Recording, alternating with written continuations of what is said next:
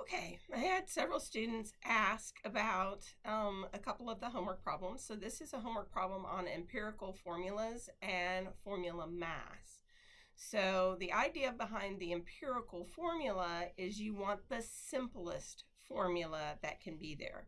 So here we have several examples of some chemical formulas, and we want to know if they're the empirical formula, and then we want to calculate the formula mass. So some things that I'm probably going to need to have right away is that I'm going to need to make sure that I have a periodic table with me. So here's the periodic table that I'm going to work with in this particular one, because it was one that I had on my desk, and so that's the one that I'm going to utilize.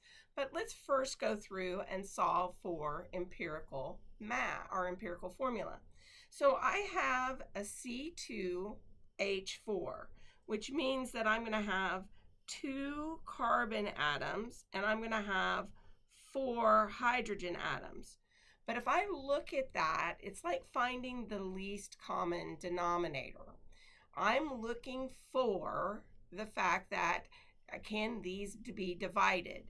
So if I have 2 carbons and I have 4 hydrogens, I can actually reduce that into 1 carbon and 2 hydrogens. So this would be the empirical formula. So there we go. That's in that empirical formula. So let's look at this next one. This next one says I have 3 carbon atoms, I have 6 hydrogen atoms, and I have 3 oxygen atoms. I can divide everything by 3 and get to a simpler formula, which would be the empirical formula. So that's going to be 1 carbon, 2 hydrogens, and 1 oxygen. And this would be its empirical formula.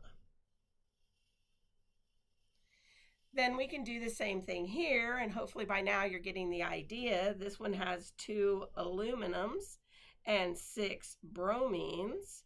But again, I can divide 2 into 6, and I can have an empirical formula of aluminum bromide, and that would be that empirical formula. But this one is going to be a little interesting because I have 2 gallium atoms, I have 3 sulfur atoms, and I have 12 oxygen atoms. 3 times 4 is 12. 3 times 1 is 3, and then I have 2, but I can't reduce this anymore, so my gallium sulfuric sulfide is going to be the empirical formula.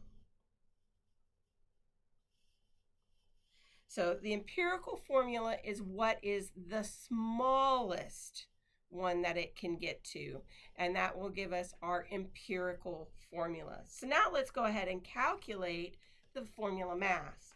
So carbon, if I look at this periodic table says carbon has a molecular weight of 12.01.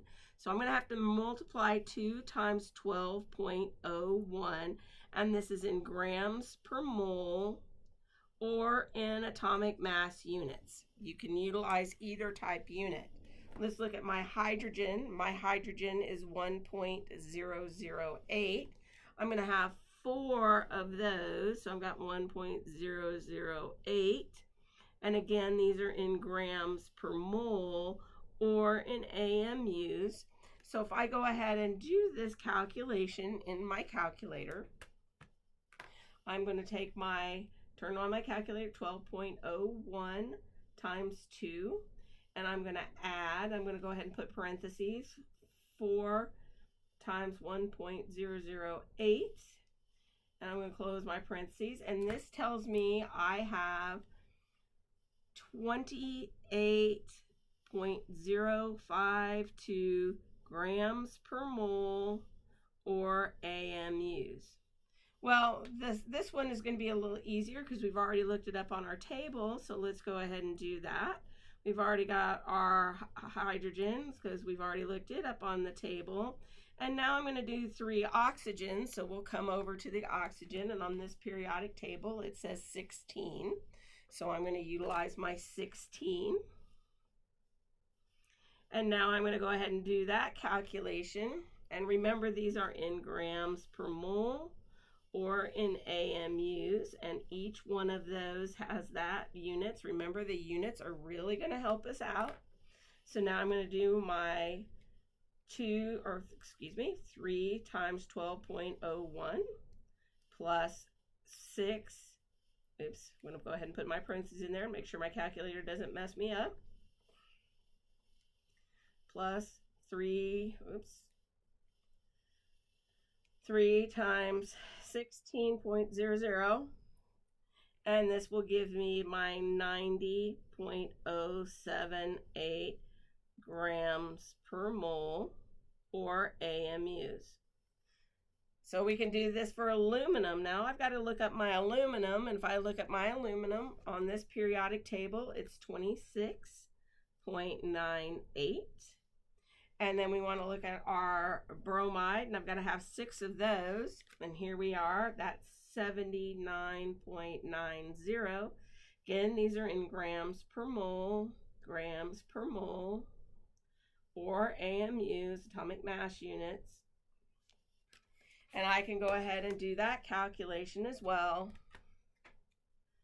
2 times 26.98 plus 6 times 79.90, and I get 533.36 grams per mole.